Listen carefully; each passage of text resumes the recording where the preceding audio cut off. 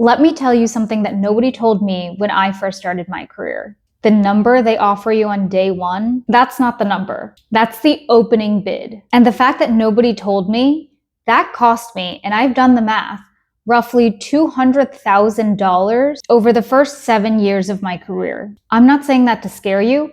I'm saying it because I wish someone had said it to me. If you grew up in a household where talking about money felt rude, where you were just grateful to have a seat at the table, where you didn't want to seem difficult, this video is for you.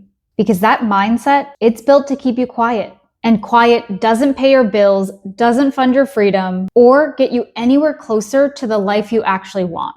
Today, we're doing the full breakdown on salary negotiation. From the psychology of why we don't negotiate, to the exact words that you can use, to handle every pushback that they throw at you. By the end of this video, you'll know exactly what to do the next time they slide an offer across the table. Let's get into it. Before we even get into the tactics, we have to talk about what's stopping us. Because it's not that you didn't know negotiation was an option. You know. You've known.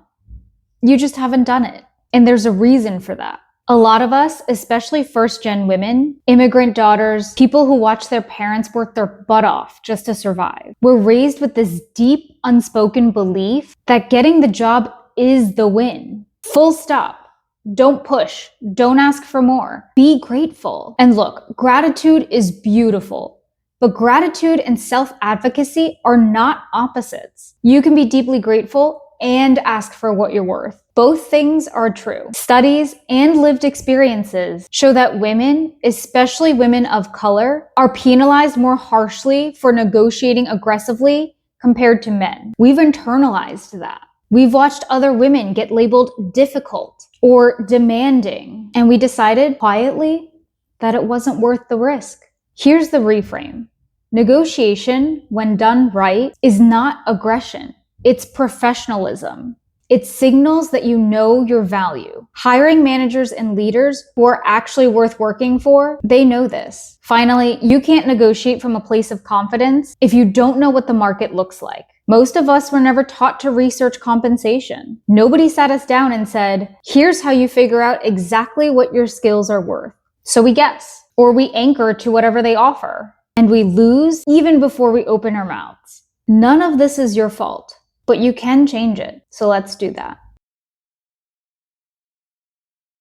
Before I give you the scripts, we need to do a quick mindset reset. Because if your internal story is still, I hope they don't think I'm being greedy, your words will betray you. This company is not your friend. They're not doing you a favor. They're filling a business need with your skills, and you're filling a financial need with their salary. This is a transaction. Treat it like one. Warmly, professionally, but without apologizing for your own existence in the negotiation. I cannot tell you how many times people have crumbled under a number because it was delivered in a certain tone.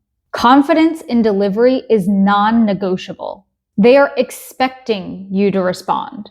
Silence or immediate acceptance usually signals inexperience. Mindset shift number 3.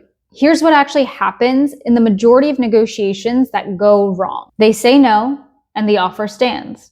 They don't rescind your offer because you asked for more money. That is extraordinarily rare, and if it does happen, it tells you something more important about that company that you should know before you started.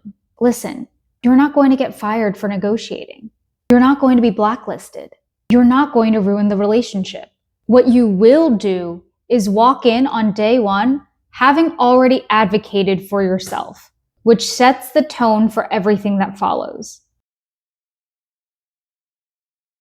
All right, let's get tactical. The single most important thing that you can do before any salary conversation is know your market range. Not a vague sense, a true range with data behind it. Here's how to build that number. First tool, something called levels.fyi. If you are in tech, this is actually your Bible. This is real compensation data from real employees at real companies, including base, bonus, and equity. Highly specific by level, title, and company. The second tool is Glassdoor or LinkedIn Salary. It's broader industries, less precise, but it's good for overall triangulation. Look at around 3 to 5 sources and see where they overlap. That overlap is your market range. Third, blind forums. Things like Glassdoor, even Reddit. You'll find that people are more candid because it is anonymous. Some people even post offer letters. Now, you should take it with a grain of salt, but it is useful for sanity checking. And finally, the fourth one, which is the most intimidating, it's your network. This one always makes people uncomfortable. I get it. But asking trusted peers what they make or what they know about comp at a company is one of the most valuable things that you can do. This is how I actually found out I was being underpaid after receiving a promotion internally. Try phrasing the ask like this. I'm preparing for negotiation at company X. Do you have any insight on what role/level typically pays there? You'd be surprised how many people will tell you. Once you have your data, build 3 numbers. 1, your walkaway number, the minimum that you'd accept, the non-negotiable floor. The second, your target number, what you actually want, backed by research. And third, your opening ask, 10 to 15% above where your target is. Why ask higher than your target? Well, negotiation typically moves downward. So if you start at your target number, you're most likely going to get an offer that is below that. By opening above it, you have room to actually land at your target number. Write these 3 numbers down. I mean it, put it down. Put them somewhere you can actually see during the call. It sounds simple, and it works. One of the biggest mistakes people make is having salary come up on their terms, not yours. Here's how to stay in control. First, if the application asks for a salary expectation, don't fill it in if you don't have to. Put open or negotiable if the field allows.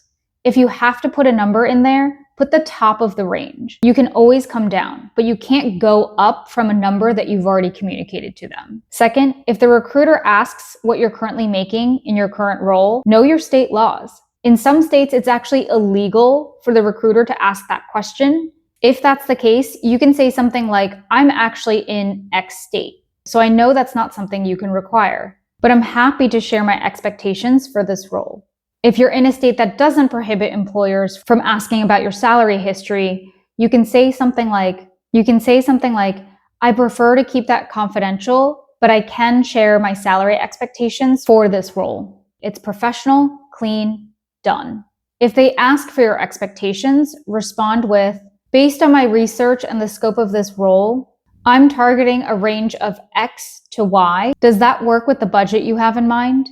Deflect, redirect, and don't anchor low. And when the formal offer comes, no matter how excited you are about the company, no matter how perfect the role is, you do not accept immediately. What you say instead is, thank you very much. I'm very excited about this opportunity. I'd love 24 to 48 hours to review the offer in full. Can I get back to you by X specific date? Every single time, no exceptions. That pause gives you time to slow down, prepare, and to come back with a counter instead of a reaction. The counter offer script. You've reviewed the offer. It's below your range. Here's what you say. Thank you so much for the offer. I'm very excited for this role and the team. After reviewing the full package and benchmarking against the market, I was hoping we could get closer to X number. Is there flexibility there? That's it. Short, warm, and specific. You're not explaining, justifying, or apologizing. You're making a request. If they ask you, why do you think you deserve that? And trust me, some will. It's a power move. Don't flinch. Based on my research on Glassdoor/LinkedIn salary/levels.fyi, this target number is squarely within the market range for this role and level in this city/region. Given my background in your relevant experience, I feel confident it's the right number. Cite the data, tie it to your experience, no hedging. If they say something like, it's at the top of our band, you can say, I understand there are constraints. I appreciate you being transparent. Is there flexibility in other areas of the package, like a signing bonus, an earlier review cycle, or additional PTO that can help bridge the gap? This is called trading across the package. Base salary isn't the only lever. Sign-on bonus, equity, being fully remote, flexibility, title, review timeline. All of this is included in the offer, and that has value. Know which ones matter to you before the call. If they say, we don't negotiate, which is very rare, but it may be possible that it comes up, you can say something like, I appreciate that, and I respect the process. Can you help me understand where this role sits within the band? And is there any flexibility at the top of it? In most cases, the we don't negotiate companies have wiggle room at the top of the band. Get specific, ask about the band. A lot of candidates don't even know to ask this question. If they give you timeline pressure, let's say we have to have an answer by end of day, you can say something like, I completely understand that you're working against a timeline, and I want to be respectful of that.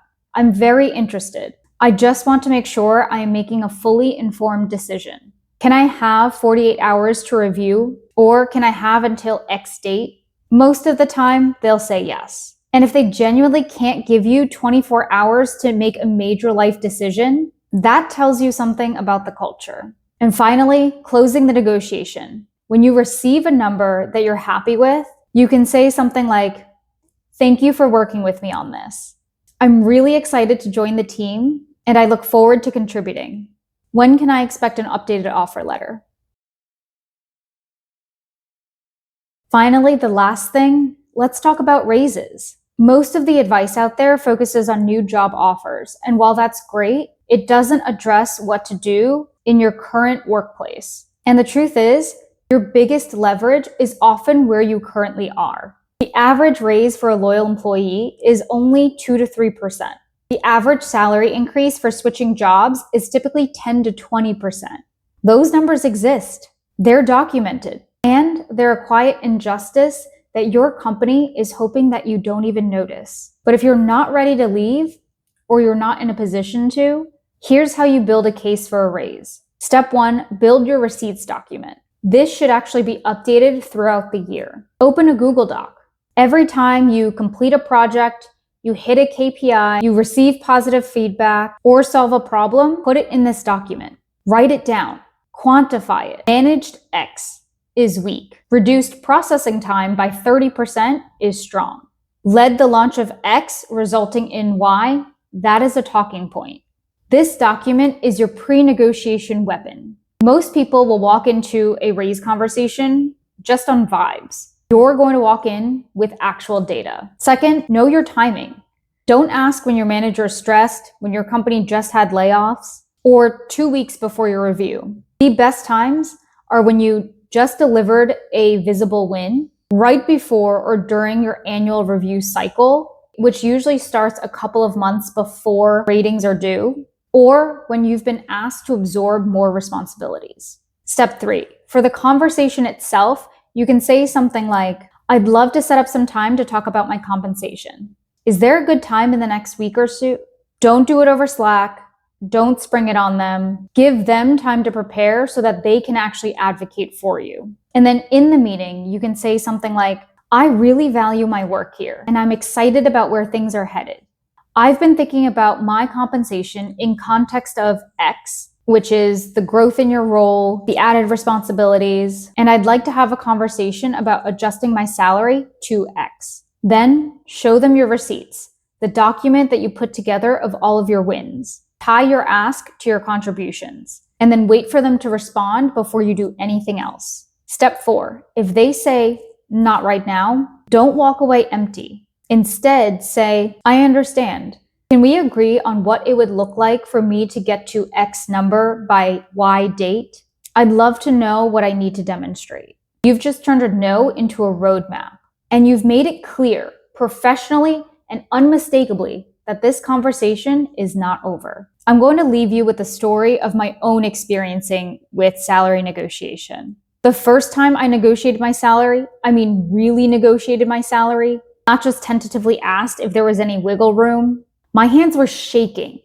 I had the scripts, I practiced it beforehand, and it still felt like I was breaking some unwritten rule that I learned as a kid. This was an internal ask, and the HR manager said, let me see what I can do. And then they came back with $20,000 more. $20,000 for a 10-minute conversation. That moment didn't just change my bank account, it changed how I understood my own worth. It was the beginning of me learning that the rules I'd been following weren't really rules at all. They were just habits, and habits can change. You're allowed to know your worth and then add tax, and you're allowed to use your voice in a room that was not built with you in mind and reshape it anyway.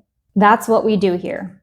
If this video helped you, please share it with somebody who needs it, especially the woman in your life who's sitting on an offer right now, afraid to say anything. Send it to them. It might be the nudge that changes everything.